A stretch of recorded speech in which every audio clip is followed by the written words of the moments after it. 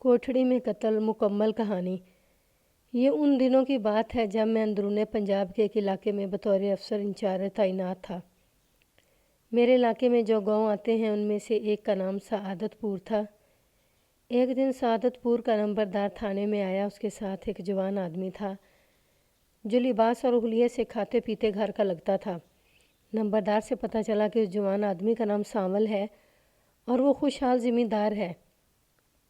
میرے پوچھنے پر نمبردار نے بتایا کہ سانول کی گھر والی کل سے لاپتہ ہے۔ تفصیل پوچھنے پر معلوم ہوا کہ لاپتہ ہونے والی لڑکی کی عمر 22-23 برس ہوگی اور اس کا نام گل بہار تھا، لیکن وہ گلو کے نام سے پکاری جاتی تھی۔ تمہاری گھر والی کل سے لاپتہ ہے، میں نے غصے سے کہا، اور تم آج اس کی گمشدگی کی رپورٹ درج کرانے آئے ہو؟ عزت غیرت کا مسئلہ تھا آغا جی، سانول نے شرمندہ سے لہجے میں کہا۔ پہلے ہم اپنے طور پر تلاش کرتے رہے، پھر اس کے بعد گلو کے والدین کے گھر سے پتہ کیا۔ انہوں نے لا علمی کا اظہار کیا، بلکہ الٹا میرے اوپر الزام لگا دیا کہ ان کی بیٹی کو میں نے خود غائب کیا ہے۔ شادی کو کتنا عرصہ ہوا ہے؟ میں نے پوچھا۔ صرف 3 ماہ ہوئے ہیں سرکار، اس نے کہا۔ کسی سے دشمنی ہوگی تمہاری؟ میں نے کہا۔ نہیں آغا جی، سانول نے ذرا اکڑ کر کہا، آپ کی دعا سے پورے علاقے میں کسی میں اتنی ہمت نہیں کہ وہ مجھ سے دشمنی رکھ سکے۔ کسی قسم کا کوئی شک؟ ہاں سرکار، اس نے فوراً کہا، مجھے شک ہے کہ گلو شادی سے پہلے کسی اور کو پسند کرتی تھی اور موقع ملنے پر اس کے ساتھ بھاگ گئی۔ اس شک کی کوئی وجہ؟ میں نے پوچھا۔ میرا سسرال بہلول پور میں ہے، سانول نے تفصیل بتاتے ہوئے کہا۔ 3 ماہ پہلے گلو کو بیاہ کر لایا تھا۔ شادی کے کچھ دنوں بعد بھی وہ چپ چپ اور اداس لگتی تھی۔ کسی نے خاص طور پر توجہ نہ دی، کیونکہ اکثر لڑکیاں ماں باپ کا گھر چھوڑنے کے بعد کچھ دن اداس اور خاموش رہتی ہیں۔ اس رویے کو شرم و حیا بھی سمجھا جاتا ہے، لیکن جب گلو کی اداسی اور کم سخنی طویل ہوتی گئی تو گاؤں کی عورتیں طرح طرح کی باتیں کرنے لگیں۔ بعض صاف لفظوں میں کہنے لگی کہ گلو اس شادی سے خوش نہیں لگتی۔ گھر سے کوئی رقم وغیرہ غائب ہوئے ہیں؟ میں نے پوچھا۔ میں آپ کو بتانا بھول گیا تھا، سانول نے ماتھے پر ہاتھ مارتے ہوئے کہا۔ اس کے پاس جتنا زیور تھا اور ریشمی کپڑے جس ٹرنک میں تھے وہ غائب ہے۔ اس کے پیروں میں سونے کی وزنی جھانجر بھی تھی جو میں نے اسے پہنائی تھی۔ معلوم ہوتا ہے کہ اس نے اپنے آشنا سے شادی کے بعد بھی رابطہ رکھا ہوا تھا۔ وہ باقاعدہ پروگرام بنا کے غائب ہوئی ہے۔ میں نے گلو کی گمشدگی کی رپورٹ درج کر لی اور اسی وقت گم شدہ لڑکی کا حلیہ نوٹ کر کے اشتہار شوغا جاری کر دیے۔ اس کے بعد میں نے نمبردار میاں خان اور سانول کو جانے کی اجازت دے دی اور کہا کہ ضرورت پڑنے پر میں ان کو تھانے بلوا لوں گا۔ وہ دونوں چلے گئے تو میں اس کیس پر غور کرنے لگا۔ میں جوں جوں غور کرتا گیا مجھے صاف نظر آنے لگا کہ یہ عشق و محبت کا جذباتی ڈرامہ ہے جو گلو نے اپنے آشنا سے مل کر کھیلا ہے۔ میں نے ضروری سمجھا کہ گلو کے والدین سے بھی پوچھ گچھ کر لوں۔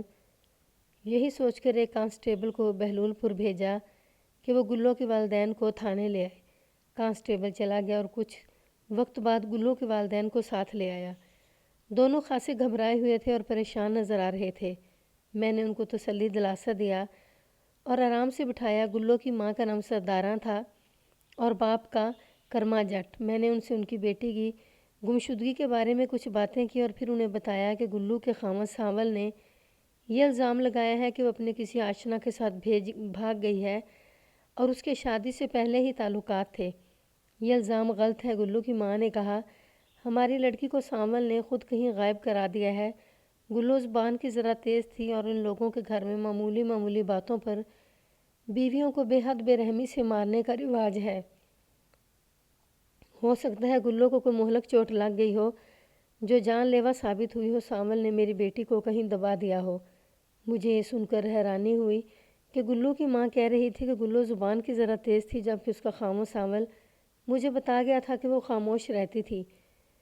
میں نے گلو کے والدین سے اپنے مطلب کی کچھ اور باتیں پوچھی اور انہیں یہ کہہ کر فارغ کر دیا کہ وہ اپنے طور پر گلو کا سراغ لگانے کی کوشش کریں اور جوں ہی ایسی کوئی بات معلوم ہو جو ان کی بیٹی گلو کی بازیابی میں مدد ہے، اس کے فوراً مجھے اطلاع دیں۔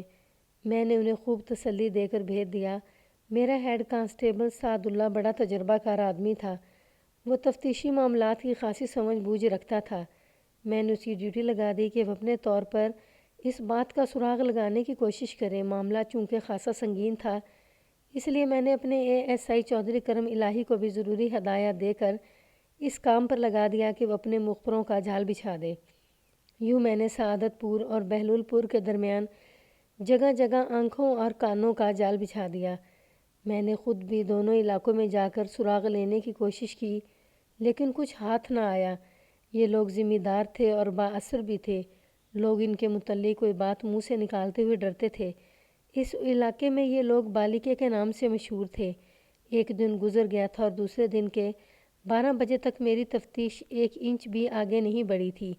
میں نے جو مخبر بہلول پور میں چھوڑ رکھے تھے ان سے کہا تھا کہ وہ یہ معلوم کرنے کی کوشش کریں کہ گمشدہ گلوں کے وہاں کسی نوجوان سے تعلقات تھے۔ اگر کوئی ایسی بات معلوم ہو جائے تو اس نوجوان کو تھانے لے آئیں۔ مجھے پورا یقین تھا کہ اگر کوئی ایسی بات ہوئی تو چھپی نہیں رہ سکے گی۔ خاص طور پر کسی گاؤں میں ایسی باتیں بالکل نہیں چھپائی جا سکتی۔ تقریباً 2 بجے کا وقت ہوگا جب بہلول پور سے ایک مخبر آ گیا۔ اس کے ساتھ ایک عورت بھی تھی جو شکل و صورت سے بڑی گھاگ نظر آ رہی تھی۔ اس کی عمر یہی کوئی 30-32 سال کے لگ بھگ ہوگی۔ مخبر نے مجھے بتایا کہ یہ عورت گلوں کے والدین کے گھر صفائی اور برتن مانجنے کا کام کرتی ہے۔ میری مخبر نے بڑی ہوشیاری کے ساتھ اس عورت کے ساتھ دوستی پیدا کر لی تھی اور اس سے اپنے کام کی بات اگلوا لی تھی۔ میرے پوچھنے پر اس عورت نے بتایا کہ گلوں کے ایک نوجوان کے ساتھ تعلقات تھے اور یہ عشق اور محبت والا معاملہ تھا۔ یہ معاملہ اتنی رازداری سے چل رہا تھا کہ اس عورت کے سوا کسی کو اس کی خبر نہیں تھی۔ ان کی ملاقاتیں اس عورت کے ذریعے اس کے گھر میں ہوتی تھی۔ وہ بڑی رازداری سے اپنے گھر میں ان کی ملاقاتیں کرواتی تھی اور اس کا اسے گلوں سے اچھا خاصا معاوضہ ملتا تھا۔ اس عورت نے گلوں کے عاشق کا نام شمس بتایا۔ میں نے اسے اپنے مطلب کی کچھ اور باتیں پوچھ کر اسے جانے کی اجازت دے دی۔ جانے سے پہلے اس عورت نے ہاتھ جوڑ کر مجھ سے کہا کہ کسی کو پتہ نہ چلے کہ میں نے آپ کو باتیں بتائی ہیں۔ میں نے اسے تسلی دے کر بھیج دیا۔ شمس کہاں ہے؟ عورت کے جانے کے بعد میں نے اپنے مخبر سے پوچھا اور کہا اسے ساتھ لے کر کیوں نہیں آئے؟ شمس گاؤں میں نہیں ہے، مخبر نے کہا۔ وہ اسی دن سے غائب ہے جس دن گلو لاپتہ ہوئی ہے۔ اس کے گھر والوں کو بھی نہیں پتہ کہ وہ کہاں ہے۔ یہ سن کر میرا شک یقین میں بدل گیا کہ گلو اپنے کسی چاہنے والے کے ساتھ نکل گئی ہے۔ میں نے اپنے مخبر سے کہا کہ وہ بہلول پور میں رہے اور اپنی آنکھیں کھلی رکھے، شمس کے گھر پر خاص نظر رکھے۔ جو ہی وہ نظر آئے فوراً تھانے اطلاع دے۔ مخبر چلا گیا۔ میں اس کیس پر غور کرنے لگا۔ اب میری تفتیش کا سارا دار و مدار مخبروں کی کارگزاری اور اشتہار و شور و غوغا پر تھا۔ مخبر شمس اور گلو کا سراغ لگا لیتے یا اشتہار شور و غوغا کے نتیجے میں کسی اور علاقے کے تھانے سے ان دونوں کے بارے میں کوئی اطلاع آ جاتی۔ ایسی ہی کسی اطلاع کے انتظار میں دوسرا بھی دن گزر گیا اور پھر تیسرے دن اطلاع آ گئی، مگر یہ بڑی عجیب و غریب اطلاع تھی۔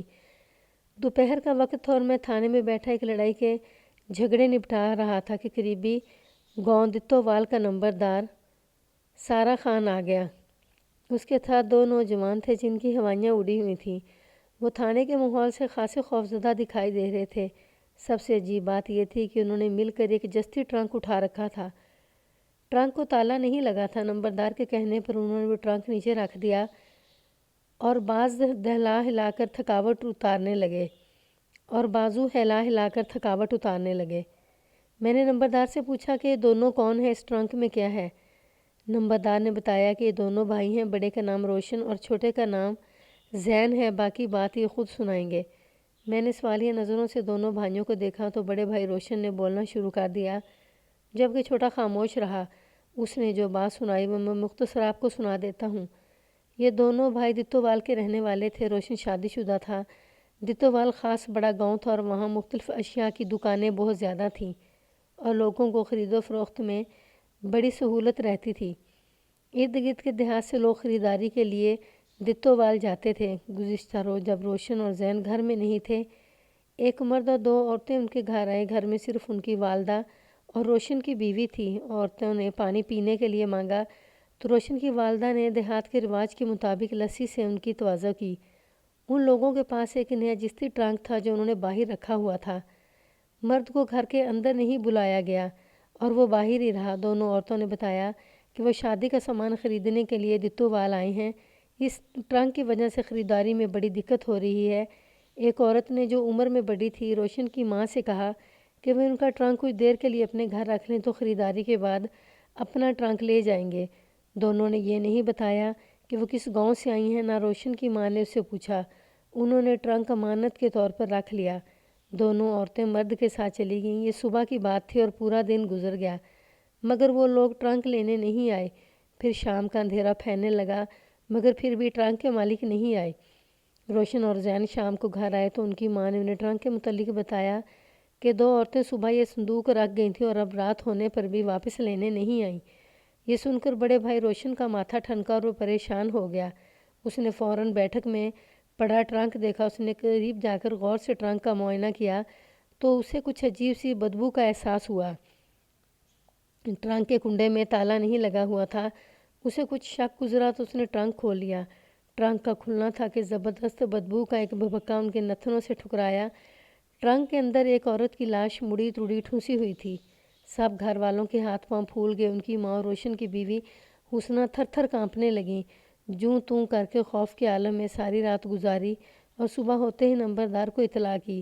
نمبردار نے خود جا کر ٹرنک میں پڑی لاش کو دیکھا اور دونوں بھائیوں کو ٹرنک سمیت لے کر تھانے آ گیا۔ میں نے ٹرنک کھلوایا۔ ٹرنک میں ایک نہایت ہی خوبرو لڑکی کی لاش پڑی تھی۔ لاش کے جسم پر پورے کپڑے تھے جو خاصے مہنگے تھے۔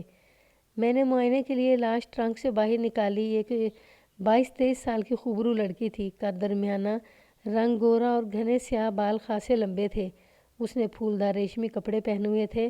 پاؤں میں جوتی نہیں تھی۔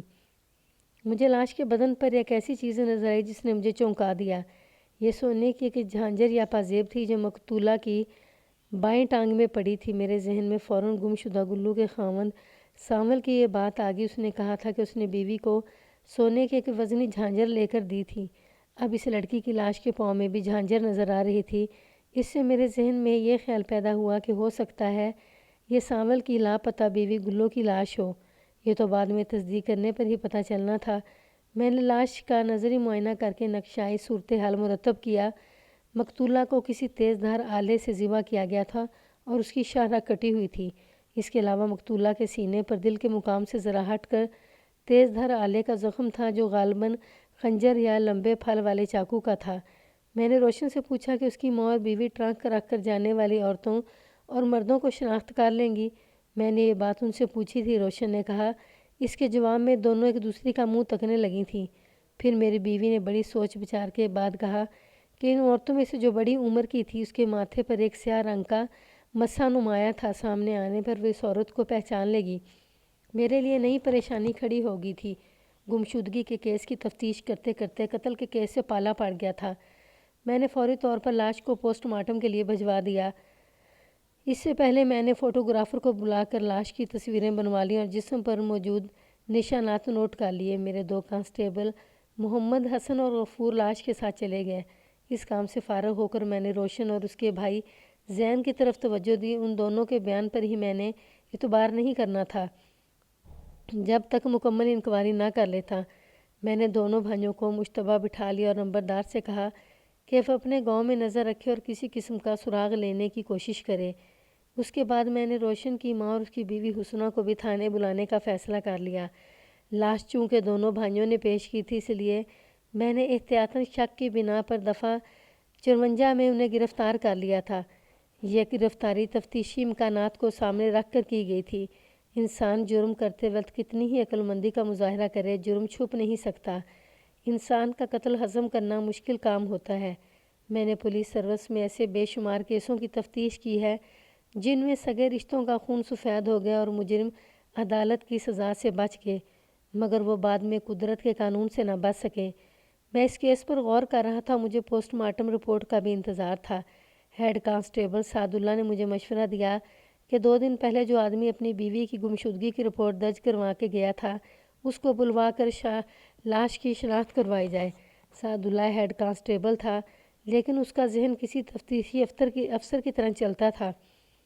میں اس کے مشورے پر بہت خوش ہوا۔ یہ خیال مجھے بھی آ جانا تھا لیکن اگر دیر سے آتا اور لاش دفن ہو چکی ہوتی تو پھر شناخت کرانا مسئلہ بن جاتا۔ میں نے اسی وقت ایک کانسٹیبل کو سانول کے گاؤں بھیج دیا کہ وہ سانول کو اور نمبردار کو اپنے ساتھ لے آئے۔ تھوڑے وقت بعد وہ کانسٹیبل جو لاش کو پوسٹ مارٹم کے لیے لے کر گئے تھے وہ پوسٹ مارٹم رپورٹ لے کر آ گئے۔ ڈاکٹر نے بھی وہی 2 زخم لکھے تھے جو میں بیان کر چکا ہوں۔ موت کی وجہ تیز دھار آلے سے اشارہ کاٹنا لکھی تھی۔ ایک نئی بات جو ڈاکٹر نے لکھی تھی وہ یہ تھی کہ مقتولہ کنواری نہیں تھی بلکہ حاملہ تھی۔ آج اتنے برس گزر جانے کے بعد ٹھیک یاد نہیں کہ ڈاکٹر نے کتنے ماہ کا حمل بتایا تھا، بس اتنا یاد ہے کہ ابھی بچے میں زندگی کے آثار پیدا نہیں ہوئے تھے، یعنی حمل کے ابتدائی مہینے تھے۔ جس کانسٹیبل کو میں نے سانول کو لانے کے لیے بھیجا تھا وہ آ گیا۔ سانول تو اس کے ساتھ نہیں تھا۔ اس نے بتایا کہ سانول گاؤں میں کہیں نہیں ملا۔ گاؤں کے ایک لڑکے نے بتایا کہ سانول کو اس نے گاؤں میں ہی دیکھا تھا، وہ جان بوجھ کر غائب ہو گیا تھا۔ کانسٹیبل نے اس کے گھر والوں سے سختی سے کہا کہ سانول کو فوری طور پر تھانے پیش کریں ورنہ سخت کارروائی ہوگی۔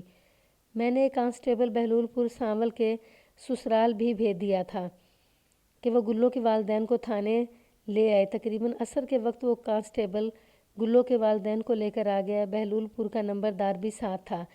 لاش پوسٹ مارٹم کے بعد آ گئی تھی۔ میں نے دونوں میاں بیوی کو لاش دکھائی۔ لاش دیکھتے ہی ماں نے سینہ کوبی شروع کر دی اور دھاڑے مار مار کر رونے لگی۔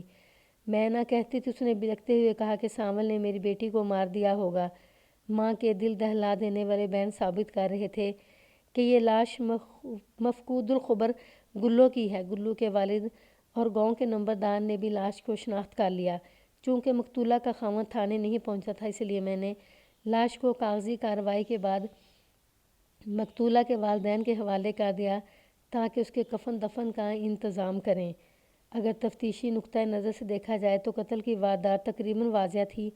ابھی اصل مرحلہ یہ تھا کہ قاتل کو پکڑ کر اس کے خلاف ثبوت بھی حاصل کرنے تھے۔ ایک خیال یہ تھا کہ گلو کو اس کے آشنا نے ہی نہ قتل کر دیا ہو، لیکن اس کی کوئی معقول وجہ سمجھ نہیں آ رہی تھی۔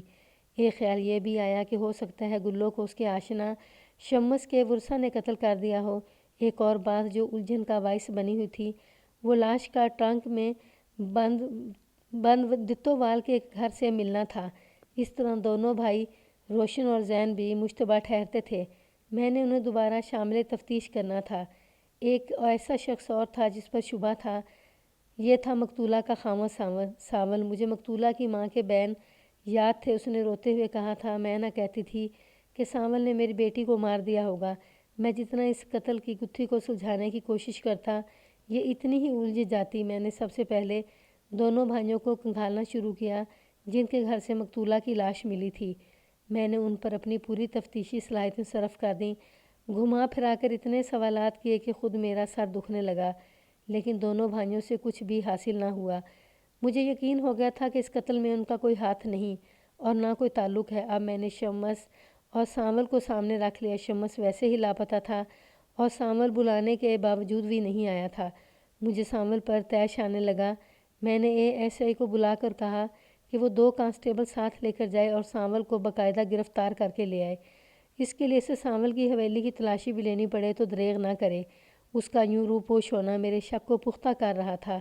ASI سانول کو لینے کے لیے چلا گیا۔ ابھی تک بہلول پور سے گلو کے آشنا شمس کے متعلق کوئی اطلاع نہیں آئی تھی۔ اب تو مجھے اس بات کا بھی شک ہونے لگا تھا کہ ایسا تو نہیں کہ گلو کے خاندان والوں نے شمس اور گلو کو فرار ہوتے دیکھ لیا ہو اور دونوں کو قتل کر دیا ہو۔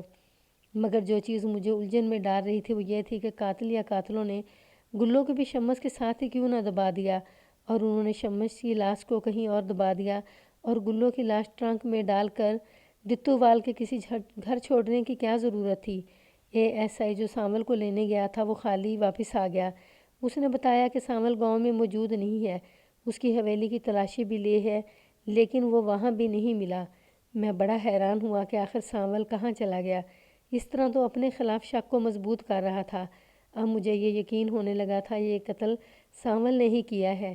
اس نے اپنی زبان سے مجھے بتایا تھا کہ اسے شک ہے کہ اس کی بیوی کی شادی سے پہلے کسی سے تعلقات ہوں گے اور وہ اسی کے ساتھ بھاگ گئی ہے۔ یہ بھی تو ہو سکتا تھا کہ سانول نے گلو اور اس کے آشنا کو رنگے ہاتھوں پکڑ لیا ہو۔ دیہات میں ایسے جرم کی سزا موت سے کم نہیں ہوتی تھی۔ اب سانول کو گرفتار کرنا ضروری ہو گیا تھا۔ میں نے ارادہ کر لیا کہ اگر 1-2 روز مزید سانول نہ ملا تو اس کے لیے بھی اشتہار شور و غوغا جاری کر دوں گا۔ لیکن اشتہار شور و غوغا کرنے کی نوبت ہی نہیں آئی اور اگلے دن سانول خود ہی تھانے میں آ گیا۔ گاؤں کا نمبردار اس کے ساتھ تھا۔ مجھے سانول پر بہت غصہ تھا میں بڑی مشکل سے غصے کو پی گیا اور بڑی سختی سے پوچھا کہ وہ کہاں غائب ہو گیا تھا۔ میں خوف زدہ ہو گیا تھا جناب، اس نے بڑی عاجزی سے کہا۔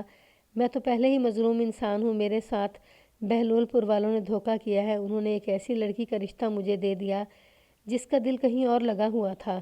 وہ تو اپنی حرکت کی وجہ سے برے انجام کو پہنچ گئی، لیکن میرے لیے مصیبت کھڑی کر گئی ہے۔ میں نے سنا ہے کہ اس کی ماں نے تھانے میں میرے اوپر الزام لگایا ہے کہ اس کی بیٹی کو میں نے مار دیا ہے۔ مجھے تو یہ دونوں ماں بیٹی چنڈال لگتی ہیں، میں تو بالکل بے گناہ ہوں۔ میں نے اسے زیادہ سر کھپانا مناسب نہ سمجھا اور حوالات سے روشن اور زین کو بلا لیا۔ میں نے دونوں بھائیوں سے کہا کہ اس بندے کو غور سے دیکھیں اور بتائیں کہ یہی آدمی ان کے گھر لاش والا ٹرنک چھوڑ کر گیا تھا۔ ہم تو اس وقت گھر میں تھے ہی نہیں، مائی باپ روشن نے کہا۔ ہم کیسے نشاندہی کر سکتے ہیں؟ جو عورتیں اور مرد ٹرنک رکھ کر گئے تھے ان کو صرف میری ماں اور بیوی نے دیکھا تھا، وہی شناخت کر سکتی ہیں، بہتر ہوگا آپ ان کو بلوا لیں۔ میں نے اسی وقت ایک کانسٹیبل سے کہا کہ وہ تانگا لے کر دتو وال جائے اور جتنی جلدی ہو سکے روشن کی ماں اور گھر والی کو ساتھ لے آئے۔ کانسٹیبل اسی وقت چلا گیا اور صرف آدھے گھنٹے بعد دونوں عورتوں کو ساتھ لے کر آ گیا۔ میں سانول پر نظر رکھے ہوئے تھا، وہ خاصا پریشان نظر آ رہا تھا۔ ان عورتوں کو دیکھ کر وہ ادھر ادھر یوں ہی گردن گھمانے لگا۔ میں نے دونوں عورتوں سے کہا کہ اس آدمی کو غور سے دیکھیں اور بتائیں کہ جو عورتیں ان کے گھر ٹرنک چھوڑ گئی تھیں یہ ان کے ساتھ تھا یا نہیں۔ ہم نے ان کے ساتھ آدمی کو نہیں دیکھا تھا، روشن کی ماں نے کہا۔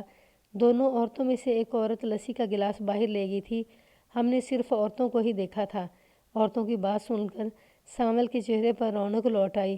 آپ خواہ مخواہ مجھ پر شک کر رہے ہیں آغا صاحب، سانول نے کہا، حالانکہ ظلم میرے ساتھ ہوا ہے۔ اگر وہ عورتیں سامنے آ جائیں تو ان میں سے میں ایک کو پہچان لوں گی، روشن کی بیوی حسنہ نے کہا۔ اس کی پیشانی پر موجود مسح ہی اس کی پہچان ہے۔ مجھے پانی پلا دو، اچانک سانول بول اٹھا، بڑے زور کی پیاس لگی ہے۔ پھر وہ خود کلامی کے انداز میں بولنے لگا، خواہ شادی کر لی، یہ شادی کر کے مصیبت میں پھنس گیا ہوں، شادی ہی نہ کرتا تو اچھا تھا۔ پھر وہ بے چینی سے ادھر ادھر دیکھنے لگا۔ میں سانول کی حرکات نوٹ کر رہا تھا، اس کی بے چینی اور گھبراہٹ سے صاف ظاہر ہو رہا تھا کہ دال میں کچھ کالا ضرور ہے، یا پھر پوری دال ہی کالی ہے۔ ابھی میں اگلے اقدام کے بارے میں سوچ رہا تھا کہ ہیڈ کانسٹیبل سعد اللہ بول پڑا۔ آپ ایسا کیوں نہیں کرتے؟ سعد اللہ نے کہا کہ ان دونوں عورتوں کو ساتھ لے کر سعادت پور سانول کی حویلی میں چلے جائیں، وہاں ان عورتوں سے سانول کے گھر کی عورتوں کی شناخت کرا لی جائے۔ مجھے سعد اللہ کی یہ تجویز بہت پسند آئی۔ میں نے سعد اللہ اور 4 کانسٹیبلوں کو ساتھ لیا اور اسی وقت سعادت پور سانول کی حویلی کو روانہ ہو گیا۔ وہاں پہنچے تو سانول نے کہا کہ وہ حویلی کی عورتوں کو بتا دے کہ پولیس والے آئے ہیں۔ وہ حویلی میں چلا گیا اور تھوڑی دیر بعد باہر آ گیا۔ میرے گھر کی تمام عورتیں اندر موجود ہیں، سانول نے کہا، آپ اندر آ کر شناخت کروا لیں۔ میں دونوں عورتوں کو لے کر اندر چلا گیا اور 2 کانسٹیبلوں کو باہر ہی کھڑا رہنے کو کہا۔ میں نے دونوں عورتوں سے کہا کہ وہ سانول کے گھر میں موجود تمام عورتوں کو غور سے دیکھیں اور بتائیں کہ ان میں وہ عورت ہے یا نہیں۔ دونوں نے سانول کے گھر کی عورتوں کا بغور ملاحظہ کیا اور پھر نفی میں سر ہلا کر کہا کہ وہ عورت ان میں موجود نہیں ہے۔ میری ساری امیدوں اور اندازوں کی عمارت دھڑام سے گر پڑی۔ اس خبر سے مجھ پر مایوسی طاری ہو گئی۔ قتل کا ایک پیچیدہ کیس حل ہوتے ہوتے رہ گیا تھا۔ نمبردار بھی وہاں موجود تھا۔ وہ بڑا اصرار کر کے مجھے اپنے حجرے یعنی عوامی مہمان خانے میں لے گیا۔ میں ذرا وہاں سستانے کے لیے گاؤں تکیے سے ٹیک لگا کر پلنگ پر نیم دراز ہو گیا۔ نمبردار نے ٹھنڈی اور میٹھی لسی سے توازہ کی تو دماغ میں سکون سا محسوس ہوا۔ میں تکیے سے ٹیک لگائے اس کیس کے واقعات پر غور کرنے لگا۔ حجرے کا دروازہ میرے دائیں طرف تھا اور آدھا کھلا ہوا تھا۔ مجھے یوں لگا کہ دروازے کے سامنے سے کوئی گزرا ہے۔ میں نے کوئی اہمیت نہ دی۔ ذرا دیر بعد پھر کوئی دروازے کے سامنے سے گزرا تو میری پولیس والی حس بیدار ہو گئی اور میں نے دروازے پر نظریں جما لیں۔ ذرا ہی دیر گزری ہوگی کہ پھر تیسری مرتبہ کوئی وہاں سے گزرا۔ اس مرتبہ میں نے صاف دیکھ لیا کہ وہ کوئی مرد ہے جس نے سفید کپڑے پہنے ہوئے ہیں۔ میں بجلی کی سی تیزی سے اٹھا اور پلک جھپکنے میں دروازہ کھول کر باہر دیکھا۔ باہر ایک خوش پوش آدمی کھڑا تھا جو شکل و صورت سے معزز لگ رہا تھا۔ وہ پختہ عمر کا آدمی تھا اور کالے اور سفید ملے جلے بالوں کی داڑھی خوب جچ رہی تھی۔ میں نے اس کو اندر بلایا، وہ اندر آ گیا تو میں نے پوچھا کہ وہ کون ہے اور مہمان خانے کے دروازے پر بار بار کیوں آتا ہے؟ میرا نام رحمت ہے حضور، اس نے کہا۔ میں ذمہ دار ہوں، آپ سے ایک بات کرنا چاہتا تھا مگر جھجک رہا تھا۔ ایسی کیا بات ہے جو تم مجھ سے کرنا چاہتے ہو؟ اگر آپ میرا نام راز میں رکھیں تو میں بتاؤں گا۔ رحمت نے کہا، میں کسی سے دشمنی نہیں لگانا چاہتا۔ میں نے اسے یقین دلایا کہ میں اس کا پردہ رکھوں گا اور کسی پر ظاہر نہیں ہونے دوں گا کہ اس نے میرے ساتھ کوئی بات کی ہے۔ میں نے اسے یہ بھی کہا کہ ہم اپنے کسی مخبر کا نام ظاہر نہیں کیا کرتے۔ اسے یقین ہو گیا کہ میں اس کا نام ظاہر نہیں کروں گا۔ سانول نے آپ کو دھوکہ دیا ہے، رحمت نے کہا۔ اس نے حویلی کی پچھلی دیوار سے اپنی ماں کو کسی اور کے گھر اتار دیا تھا۔ اس طرح شناخت والی عورتوں میں اس کی ماں شامل نہیں تھی۔ سانول کا اس گاؤں میں بڑا اثر و رسوخ ہے، اس لیے کسی نے آپ کو بتانے کی جرت نہیں کی۔ میں نے اس آدمی کا شکریہ ادا کر کے اسے رخصت کر دیا۔ اس نے میری بہت بڑی مشکل آسان کر دی تھی۔ گاؤں میں اکثر لوگوں کی دشمنیاں ہوتی ہیں۔ رحمت نے بھی سانول کے خلاف کوئی دشمنی نکالی تھی، مگر اس سے میرا کام آسان ہو گیا تھا۔ مجھے سانول کی مکاری پر بہت غصہ تھا۔ رحمت کے جاتے ہی میں نے سانول کو حجرے میں بلوا لیا۔ وہ آ گیا اور سوالیہ نظروں سے میری طرف دیکھنے لگا۔ میں اس وقت کمرے میں ٹہل رہا تھا۔ کیا تم نے اپنے گھر کی ساری عورتوں کو شناخت کے لیے پیش کر دیا تھا؟ میں نے اسے سخت لہجے میں پوچھا۔ جی ہاں سرکار، اس نے ذرا گڑبڑا کر کہا۔ آپ کو کوئی شک ہے؟ میں ٹہلتے ٹہلتے اس کے قریب آیا اور ایک زوردار تھپڑ اس کے بائیں گال پر مارا۔ میں اپنی تعریف کرنا اچھا نہیں سمجھتا، لیکن اتنا ضرور کہوں گا کہ اللہ نے بہت اچھی صحت اور قد بوت دیا ہے۔ میرا تھپڑ کھا کر وہ فرش پر گر پڑا۔ ابھی وہ زمین پر ہاتھ رکھ کر اٹھنے ہی لگا تھا کہ میں نے اپنا بھاری بھرکم بوٹ اس کے ہاتھ پر رکھ دیا اور دباؤ ڈالنے لگا۔ وہ درد کی شدت سے تڑپنے لگا۔ تمہاری ماں کہاں مر گئی ہے؟ میں نے اس کی آنکھوں میں آنکھیں ڈال کر کہا، اسے فوراً حاضر کرو۔ میرا سوال سن کر سانول کے چہرے پر چھائے تکلیف کے آثار حیرت میں بدل گئے اور وہ بھنچکا سا رہ گیا۔ میری بہن بیمار ہے، سانول نے کہا، وہ اس کی تیمارداری کے لیے گئی ہے۔ اپنی ماں کو پیش کر دو، میں نے اس کے ہاتھ پر سے اپنا بوٹ اٹھاتے ہوئے کہا، ورنہ تمہاری جان نہیں چھوٹے گی۔ آپ میری ایک عرض سن لیں۔ سانول نے کھڑے ہو کر اپنا ہاتھ سہلاتے ہوئے کہا، میری ماں کو نہ بلوائیں، آپ جیسے چاہیں گے، میں آپ کو خوش کر دوں گا۔ اس کی بات سن کر میں بہت خوش ہوا کہ اب کیس حل ہونے والا ہے۔ آپ شاید یہ پڑھ کر حیران ہوں کہ میں کیس حل ہونے پر خوش ہو رہا تھا یا رشوت ملنے پر۔ میں آپ کو اصل وجہ بتاتا ہوں۔ یہ آج سے تقریباً 48 سال پہلے کے زمانے کی بات ہے۔ میں گھر سے ذمہ دار تھا، خوشحال تھا۔ روپے پیسے کا کوئی لالچ نہ تھا کہ رشوت کی تمنا ہوتی۔ ویسے بھی میں ایک نوجوان لڑکی کے مقدمے کو رشوت لے کر ہضم کرنے کے حق میں نہیں تھا۔ ان وقتوں میں جو کیس ذرا پیچیدہ اور مشکل ہوتا تھا، اس کو ہم بڑی دلچسپی سے حل کرنے کی کوشش کرتے تھے اور مشکلات سے لطف اندوز ہوتے تھے۔ بعد میں ایسے کیسوں کو ہم اپنا کارنامہ خیال کرتے تھے۔ آج کل میرے ہی عزیز پولیس والے ہیں جو موٹریں کاریں رکھنے کے شوقین ہو گئے ہیں۔ ہر طرف راتوں رات دولت مند بننے کی دوڑ لگی ہے، رشوت کا دورہ ہے۔ افسوس کہ میرا پیارا ملک کدھر جا رہا ہے۔ حکومت کو بھی یہ بات تسلیم کر لینی چاہیے کہ پولیس والے جتنی ڈیوٹی دیتے ہیں اس کے مقابلے میں ان کی تنخواہیں بہت کم ہیں۔ یہ بھی رشوت کی ایک وجہ ہے۔ میں تمہارا نذرانہ قبول کر لوں گا، میں نے کہا، پہلے تم اپنی ماں کو پیش کرو، پھر لینے دینے کی بات کریں گے۔ میرے صاف انکار نہ کرنے پر سانول پر امید ہو گیا۔ اس نے بتایا کہ فلاں گھر میں اس کی ماں بیٹھی ہے، کسی کو بھیج کر بلوا لیں۔ میں نے کسی کانسٹیبل کو بھیجنے کی بجائے نمبردار کے گھر کی ایک ملازمہ کو بھیجا کہ وہ فلاں گھر میں جائے اور سانول کی ماں کو یہ کہہ کر ساتھ لے آئے کہ سانول بلا رہا ہے۔ ذرا دیر بعد میں وہ ملازمہ ایک ادھیڑ عمر عورت کو ساتھ لے کر حجرے میں آ گئی۔ حجرے میں ایک تھانے دار کو دیکھ کر اس کا رنگ ایک دم اڑ گیا۔ میں نے سب سے پہلے جو چیز نوٹ کی وہ اس کی پیشانی پر موجود مسا تھا۔ وہ ایک بھاری بھرکم عورت تھی، اس کے چہرے کے نقوش سے سختی اور کرختگی جھلکتی تھی۔ میں نے روشن کی ماں اور بیوی کو وہیں بلا لیا۔ جو ہی وہ حجرے میں داخل ہوئی ان کی نظر سانول کی ماں پر پڑی تو وہ چونک گئیں۔ یہی ہے وہ مکار بڑھیا، حسنہ نے کہا، یہی ٹرنک ہمارے گھر میں رہ گئی تھی۔ میرے شوہر اور دیور کو اس کمبخت کی وجہ سے حوالات میں رہنا پڑا ہے۔ کیس مکمل ہو گیا تھا، راز کھل گیا تھا، آگے میرا کام تھا۔ میں نے سانول اور اس کی ماں کو گرفتار کر لیا اور انہیں لے کر تھانے آ گیا۔ میں نے تھانے پہنچ کے سب سے پہلے جو کام کیا وہ یہ تھا کہ فوری طور پر علاقائی مجسٹریٹ سے اجازت لے کر شک میں پکڑے گئے دونوں بھائیوں روشن اور زین کو ڈسچارج کر دیا۔ سانول اور اس کی ماں کو زیر دفعہ 54 گرفتار کر کے 7 یوم کے جسمانی ریمانڈ کے لیے علاقائی مجسٹریٹ کے پاس بھجوا دیا۔ مجسٹریٹ نے 7 دنوں کا ریمانڈ دے دیا۔ میں نے تفتیش شروع کر دی۔ سانول نے مجھے رشوت پیش کر کے تقریباً اقبال جرم کر ہی لیا تھا۔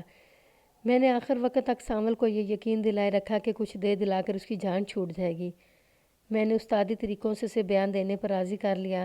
اسے چونکہ یقین تھا کہ نذرانہ دے کر وہ اپنی گردن بچا لے گا، اس لیے اس نے اقبالی بیان دے دیا۔ سانول نے جو بیان دیا وہ میں غیر ضروری تفصیلات حذف کر کے سنا دیتا ہوں۔